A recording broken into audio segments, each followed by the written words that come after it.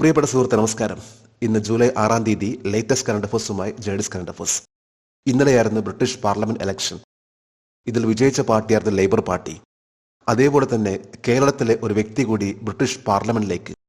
നമുക്കെന്നും അഭിമാനിക്കാവുന്ന ഒന്നാണ് കേരളത്തിലെ ഒരു വ്യക്തി ബ്രിട്ടീഷ് പാർലമെന്റിലേക്ക്. ഇന്നത്തെ മിക്കവാറും എല്ലാ ഹിന്ദു എഡിഷനിൽ വന്നിട്ടുള്ള വാർത്തയാണ് ഈ ഒരു വാർത്ത. ലേറ്റസ്റ്റ് ആയിട്ടുള്ള ഇത്തരത്തിലുള്ള വാർത്തകൾ എന്നും നമ്മൾ അപ്ഡേറ്റ് ചെയ്ത് പോവുകയാണെങ്കിൽ ഓരോ പരീക്ഷകളിലും എവിടെയും നമുക്ക് നന്നായിട്ട് പെർഫോം ചെയ്യാൻ സാധിക്കും. ഇന്നത്തെ കറണ്ട് അഫേഴ്സിലേക്ക് പോകാം.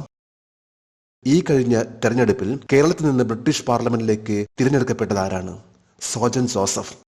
ഇന്നലെയായിരുന്നു ബ്രിട്ടീഷ് പാർലമെന്റ് ഇലക്ഷൻ. ഇതിൽ ലേബർ പാർട്ടിയാണ് വൻ വിജയം രേഖപ്പെടുത്തിയിട്ടുള്ളത്. ലേബർ പാർട്ടി, കൺസർവേറ്റീവ് പാർട്ടി എന്നീ രണ്ട് പാർട്ടികളാണ് ബ്രിട്ടീഷ് പാർലമെന്റിലേക്ക് ഇലക്ഷൻ നിന്നിട്ടുള്ള ഏറ്റവും വലിയ പാർട്ടികൾ. ഇതിൽ ഈ പ്രാവശ്യം വിജയിച്ചിട്ടുള്ളത് ലേബർ പാർട്ടിയാണ്. കേരളത്തിലെ കോട്ടയത്തുള്ള ഓണംതുരത്ത് ഗ്രാമത്തിൽ നിന്നുള്ള സോജൻ ജോസഫ് അദ്ദേഹം ബ്രിട്ടീഷ് പാർലമെന്റിലേക്ക് ഇലക്റ്റഡായി. അദ്ദേഹത്തിന്റെ കോൺസ്റ്റിറ്റ്യുവൻസി ആയിരുന്നു കെന്റിലുള്ള ആഷ്ഫോർഡ് എന്ന കോൺസ്റ്റിറ്റ്യുവൻസി. ഏതാണ്ട് 139 വർഷമായിട്ട് ആ ഒരു സ്ഥലത്ത് നിന്ന് വിജയിക്കുന്നത് കൺസർവേറ്റീവ് പാർട്ടിയാണ്. എന്നാൽ ഈ പ്രാവശ്യം ചരിത്രത്തിൽ വന്ന മാറ്റം എന്ന് പറയുമ്പോൾ കേരളത്തിലെ സോജൻ ജോസഫ് ബ്രിട്ടീഷ് പാർലമെന്റിലേക്ക് ആഷ്ഫോർഡ് എന്ന് പറയുന്ന കോൺസ്റ്റിറ്റ്യുവൻസിന് വിജയിച്ചു. ഏതാണ്ട് 74,000 വോട്ടേഴ്സ് ആണ് ആ ഒരു കോൺസ്റ്റിറ്റ്യുവൻസിയിൽ, ആ ഒരു മണ്ഡലത്തിലുള്ളത്. ഇതിൽ നിന്നാണ് ബ്രിട്ടീഷ് പാർലമെന്റിലേക്ക്, അതായത് ഹൗസ് ഓഫ് കോമൺസ്, ഇതിലേക്ക് വിജയിച്ചിട്ടുള്ളത്. 2001 നവംബറിലാണ് സോജൻ ജോസഫ് UK എത്തിയിട്ടുള്ളതും UK ഒരു വില്യം ഹാർവേ ഹോസ്പിറ്റലിലെ ഒരു മെന്റൽ ഹെൽത്ത് നഴ്സ് ആയിട്ട് അദ്ദേഹത്തിന്റെ പ്രൊഫഷൻ ആരംഭിച്ചിട്ടുള്ളതും. UK പുതിയ പ്രധാനമന്ത്രിയായി രാജ്യത്തിന്റെ രാജാവ് ആരെയാണ് നിയമിച്ചത്? Care Starmer. നേരത്തെ പറഞ്ഞിരുന്നു, അതായത് ബ്രിട്ടീഷ് പാർലമെന്റ് ഇലക്ഷൻ ഇന്നലെയായിരുന്നു, അതായത് ജൂലൈ 5 തീയതി. ഇതനുസരിച്ച് രണ്ട് പാർട്ടികൾക്കാണ് ഏറ്റവും കൂടുതൽ സീറ്റ് ലഭിച്ചിട്ടുള്ളത്. ഒന്ന് ഇപ്പോൾ ഭരിച്ചുകൊണ്ടിരിക്കുന്ന കൺസർവേറ്റീവ് പാർട്ടി, അതേപോലെ തന്നെ ലേബർ പാർട്ടി. എന്നാൽ ലേബർ പാർട്ടിക്കാണ് 412 സീറ്റ് ലഭിച്ചിട്ടുള്ളത്. കൺസർവേറ്റീവ് പാർട്ടിക്ക് 121 സീറ്റ് ആണ് ലഭിച്ചിട്ടുള്ളത്. കൺസർവേറ്റീവ് പാർട്ടിയിലെ ഭരിച്ചിരുന്ന ബ്രിട്ടീഷ് പ്രൈം മിനിസ്റ്റർ ആരായിരുന്നു? ഋഷി സുനാക് ആണ് ബ്രിട്ടീഷ് പ്രൈം മിനിസ്റ്റർ. എന്നാൽ അദ്ദേഹത്തിന്റെ പാർട്ടിയെ പരാജയപ്പെടുത്തിക്കൊണ്ടാണ് ലേബർ പാർട്ടി ഇപ്പോൾ വിജയിച്ചിട്ടുള്ളത് 412 സീറ്റ്. ഇതനുസരിച്ച് രാജ്യത്തിന്റെ രാജാവ് കിങ്സ് ചാൾസ് III കെയർ സ്റ്റാമറിനെ പ്രൈം മിനിസ്റ്റർ ആയിട്ട് അപ്പോയിന്റ് ചെയ്തു. അദ്ദേഹം UK 58ാമത്തെ പ്രൈം മിനിസ്റ്റർ ആയിരിക്കും. ഏതാണ്ട് 14 വർഷത്തിന് ശേഷമാണ് ടോറി ഗവൺമെന്റിനെ പരാജയപ്പെടുത്തിക്കൊണ്ട് ലേബർ പാർട്ടി വിജയിച്ചിട്ടുള്ളത്. അപ്പോൾ എന്താണ് ടോറി ഗവൺമെന്റ്?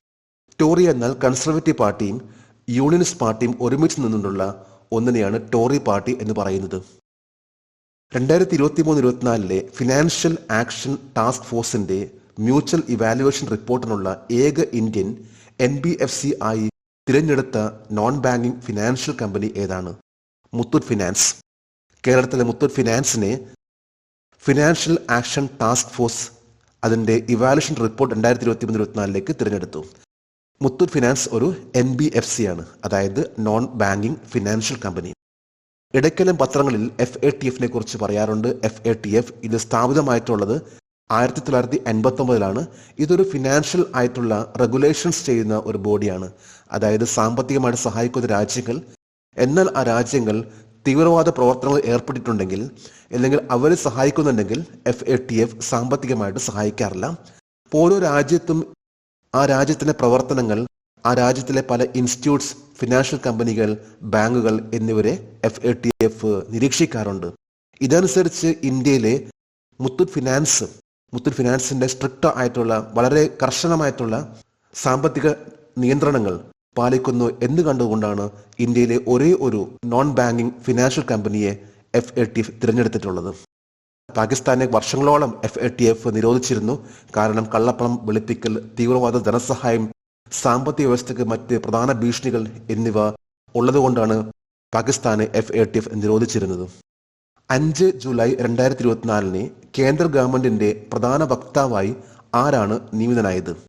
ധീരേന്ദ്ര കെ ഓച്ചയെ പ്രിൻസിപ്പൽ സ്പോക്സ് പേഴ്സൺ, അതായത് സർക്കാരിന്റെ പ്രധാന വക്താവായിട്ട് നിയമിച്ചു. സീനിയർ ഇന്ത്യൻ ഇൻഫർമേഷൻ സർവീസിലെ ഓഫീസർ ആണ് ധീരേന്ദ്ര കെ ഓച്ച. അദ്ദേഹത്തെയാണ് principal spokesperson of the central government ആയിട്ട് നിയമിച്ചിട്ടുള്ളത്.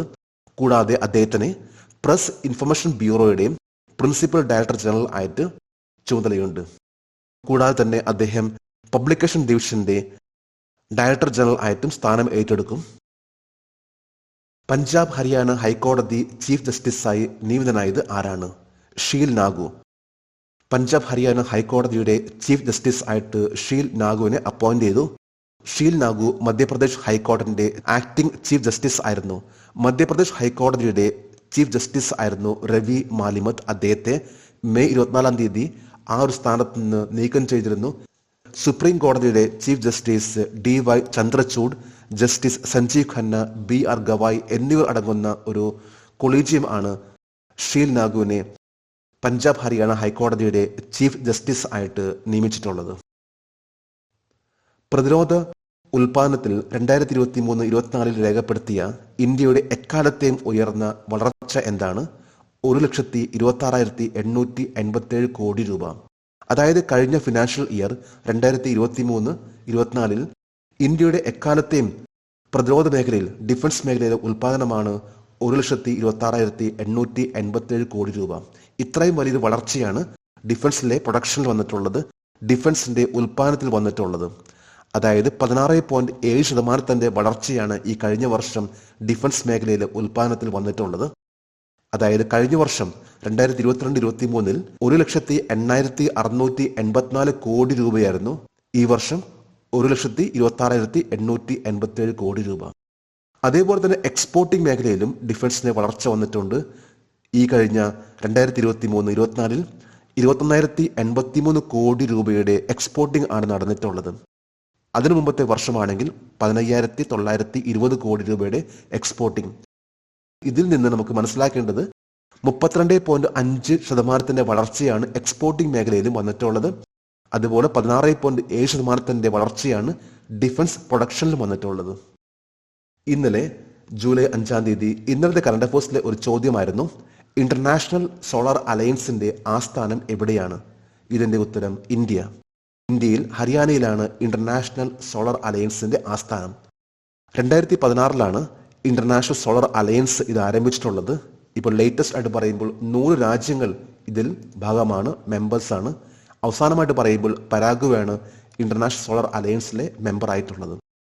ജേഡിസ് കറണ്ട് അഫയേഴ്സിന്റെ ഇന്നലത്തെ ഈ ചോദ്യത്തിന് മറുപടി നൽകിയിട്ടുള്ള ഓരോരുത്തർക്കും ജേഡിസ് കറണ്ട് അഫയേഴ്സിന്റെ ആശംസകൾ. നമുക്ക് ഇന്നത്തെ കറണ്ട് അഫയേഴ്സ് ഒന്നുകൂടി റിവൈസ് ചെയ്യാം. ഈ കഴിഞ്ഞ തിരഞ്ഞെടുപ്പിൽ കേരളത്തിൽ നിന്ന് ബ്രിട്ടീഷ് പാർലമെന്റിലേക്ക് തിരഞ്ഞെടുക്കപ്പെട്ടത് ആരാണ്? സോജൻ ജോസഫ്. UK പുതിയ പ്രധാനമന്ത്രിയായി രാജ്യത്തിന്റെ രാജാവ് ആരെയാണ് നിയമിച്ചത്? Care Starmer. 2023-24 financial action task ഫോഴ്സിന്റെ മ്യൂച്വൽ ഇവാലുവേഷൻ റിപ്പോർട്ടിനുള്ള ഏക ഇന്ത്യൻ NBFC ആയി തിരഞ്ഞെടുത്ത നോൺ ബാങ്കിംഗ് ഫിനാൻഷ്യൽ കമ്പനി ഏതാണ്? മുത്തൂറ്റ് ഫിനാൻസ്. 5 ജൂലൈ 2024 കേന്ദ്ര ഗവൺമെന്റിന്റെ പ്രധാന വക്താവായി ആരാണ് നിയമിതനായത്? ധീരേന്ദ്ര K. ഓജ. പഞ്ചാബ് ഹരിയാന ഹൈക്കോടതി ചീഫ് ജസ്റ്റിസായി നിയമിതനായത് ആരാണ്? ഷീൽ നാഗു. പ്രതിരോധ ഉൽപാദനത്തിൽ 2023-24 രേഖപ്പെടുത്തിയ ഇന്ത്യയുടെ എക്കാലത്തെയും ഉയർന്ന വളർച്ച എന്താണ്? 1,26,887 കോടി രൂപ. ഇന്ന് ജൂലൈ 6 ഇന്നത്തെ കറണ്ട് അഫയേഴ്സിലെ ഒരു ചോദ്യമാണ്, who is the official partner of the Indian Olympic Association for the Paris Olympics 2024? 2024 Paris ഒളിമ്പിക്സിനായുള്ള ഇന്ത്യൻ ഒളിമ്പിക് അസോസിയേഷന്റെ ഔദ്യോഗിക പങ്കാളി ആരാണ്? 3 ഓപ്ഷൻസ് ആണ് നൽകിയിട്ടുള്ളത്. ഈ ചോദ്യത്തിന്റെ ഉത്തരം അറിയാമെങ്കിൽ ഇന്നത്തെ കറണ്ട് അഫയേഴ്സിന്റെ കമന്റ് ബോക്സിൽ രേഖപ്പെടുത്തുവാൻ അഭ്യർത്ഥിക്കുന്നു. നാളത്തെ കറണ്ട് അഫയേഴ്സിൽ ഇതിന്റെ ഉത്തരം ഉണ്ടായിരിക്കും. ഓരോ ദിവസവും ജേഡിസ് കറണ്ട് അഫയേഴ്സ് ഏറ്റവും ലേറ്റസ്റ്റ് ആയിട്ടുള്ള കറണ്ട് അഫയേഴ്സ് ആണ് നൽകാൻ ശ്രമിക്കുന്നത്. നമ്മളെന്നും ഇതൊരു ശീലമാക്കി മാറ്റി അപ്ഡേറ്റ് ചെയ്ത് പോവുകയാണെങ്കിൽ നമുക്ക് എവിടെയും ഏതൊരു പരീക്ഷയിലും ഇന്റർവ്യൂവിലും നന്നായിട്ട് പെർഫോം ചെയ്യാൻ സാധിക്കും. നമുക്ക് നാളെ വീണ്ടും പുതിയ കറണ്ട് അഫയേഴ്സുമായിട്ട് കാണാം. Thank you very much.